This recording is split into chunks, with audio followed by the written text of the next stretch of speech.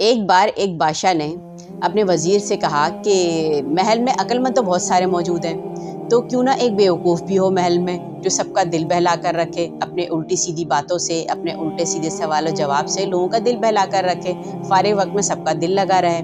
تو چلو جی، وزیر نے بادشاہ سلامت کے حکم کی تعمیل کرتے ہوئے ایک بیوقوف محل میں تعینات کر دیا۔ اب باقاعدہ اس بیوقوف کی تاج پوشی کی گئی۔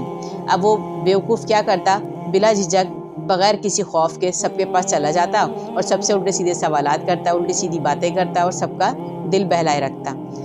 ایک دن بادشاہ بڑا بیمار ہو گیا، بہت سخت بیمار ہو گیا، اتنا سخت بیمار ہو گیا کہ تمام حکیم اور تمام طبیب نے جواب دے دیا کہ اب مشکل ہے ان کا بچنا۔ اب بادشاہ سلامت نے اپنی طبیعت کی ناسازی کی وجہ سے وزیر کو حکم دیا کہ جاؤ بیوقوف کو بلا کر لے آؤ۔ اب جو ہے بیوقوف آ گیا۔ اب بیوقوف سے بادشاہ سلامت نے کہا کہ تم مجھ سے سوال کرو اور میں تمہیں جواب دوں گا، تاکہ میری طبیعت بہلے، تھوڑی سی میرا دل بہلے۔ چلو جی، بیوقوف نے بادشاہ سلامت سے پہلا سوال کیا کہ جناب بادشاہ سلامت، آپ مرنے کے بعد کہاں جانے والے ہیں؟ تو بادشاہ سلامت نے کہا کہ اپنے مالک کے پاس جانے والا ہوں۔ بیوقوف نے پھر دوسرا سوال کیا کہ آپ وہاں کتنے دن رہنے والے ہیں، کتنے دن کا قیام ہے آپ کا وہاں پر؟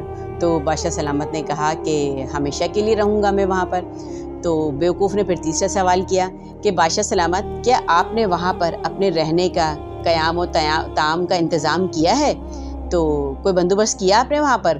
تو بادشاہ سلامت جو ہے تھوڑا غمزدہ ہو گیا، غمگین ہو گیا۔ تو بیوقوف سے کہا نہیں، میں نے تو ایسا کوئی انتظام، کوئی بندوبست نہیں کیا۔ تو بیوقوف نے کیا کیا؟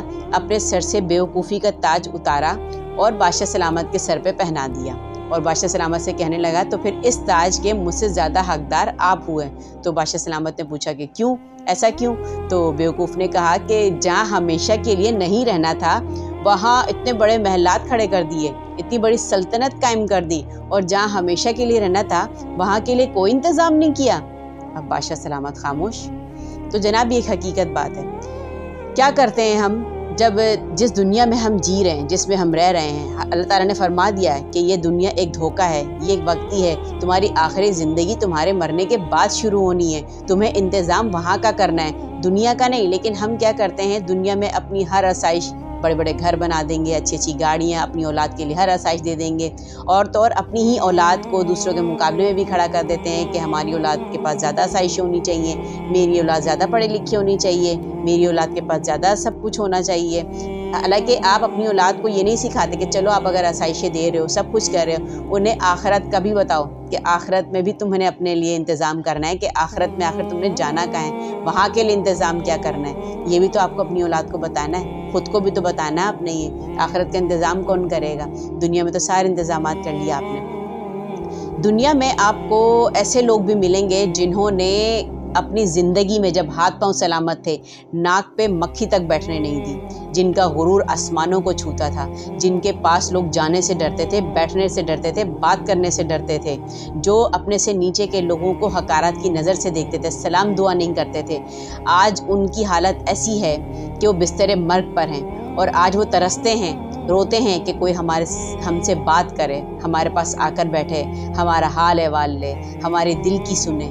آج وہ اس طرح ترس رہے ہیں۔ آج ہاتھ پاؤں سلامت ہے تو نماز نہیں پڑھتے، اللہ کی طرف رجوع نہیں کرتے، خدا نخواستہ جب کل کو بستر پہ چلے جاتے ہیں، بستر مرگ پر چلے جاتے ہیں تو اشاروں سے نماز پڑھتے ہیں، اشاروں سے سجدے کرتے ہیں۔